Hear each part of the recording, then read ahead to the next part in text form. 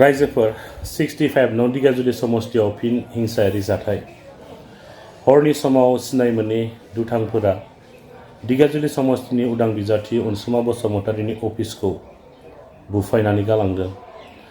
दा उदां बिजाथिनि माखासे सोद्रोमाफोरा खौरां बिजोङाव माखासे बाथ्रा फोरमायदों। रायजोफोर नोंथांमोना बिथांमोननि फोरमायनाय सुंद' भिडिअ क्लिप्सखौ जोबजासिम नायनानै नोंथांमोननि गोसोआव मा साननाय सोमजिदों नोंथांमोना कमेन्टनि गेजेरजों फोरमायदों।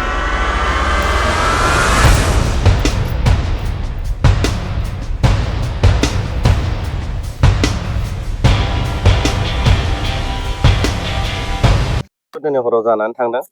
खोनानो मोननाय बायदिब्लाथ' हरनि समाव जेनेब्ला 1थासो रिंगायाव बोलेर' गंसे फैदों। बोलेर' गंसे फैनानै एसे जोंनि दिनै बे निर्दलिया पार्टी जेनेब्ला सलाइनि अफिसखौ माने बिथांमोना बिसिजोबनानै गालांदों माखासे जिफोरखौ आरो माखासे बुस्थुफोर थानायखौ लांखार खालामनानै गालांदों आरो असनमान खालामनानै गालांदों। जों जोबोद दुखु मोनदों, जायनि जाउनाव जों थोंजोङै बुंनोबो हाखायो आरो रोखायै साननोबो हाखानाय जायो। जायनि जाउनाव बे एरियानिनो होननांगोन, जेनेबा बे एरियानिनोखा जोङो दोलो हिसाबै जों बासिनो थाङा। नाथाय अशोक सिंहालनि माखासे गुन्दा फिसिनाया बे गुन्दा फिसिनायानो माने जोंखौ अफिसाव फैनानैबो दम होलांदों आरो अफिसाव थाग्राफोरखौबो माने गाज्रि खोथायै बुंलांबाय थायो। माने बे समाव जोङो गोबाव समनिफ्राय जों सहायनानै दंमोन, नाथाय जों दिनैनि समाव सहायनो हालिया।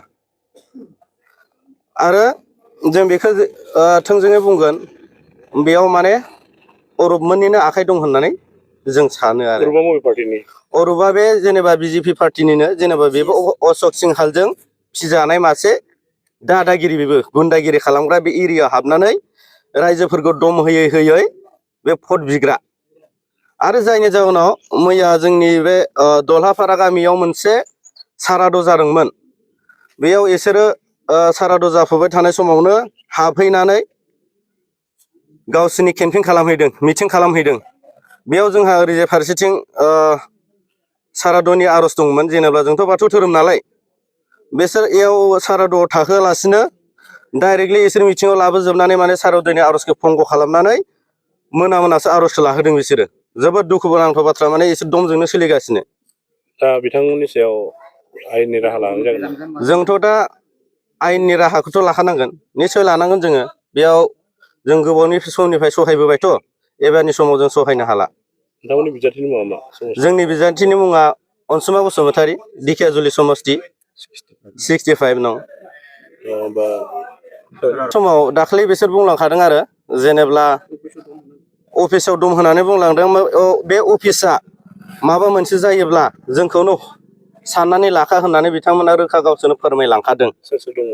बिसोरो जेनेब्ला अरुपमोना गासिबो दंमोन, गावसोरनि बे मा होनो बेखौ एक्सन पार्टि नामा, इसोरखौ लानानै इसोर बांद्राय दादागिरि देखायबाय थागासिनो। माने स्करपिय' गंसे, बोलेर' गंसे, बे गारि गंनैया माने एक्सन पार्टिनिनो, बिसोर गंनैयानो माने उपद्रब।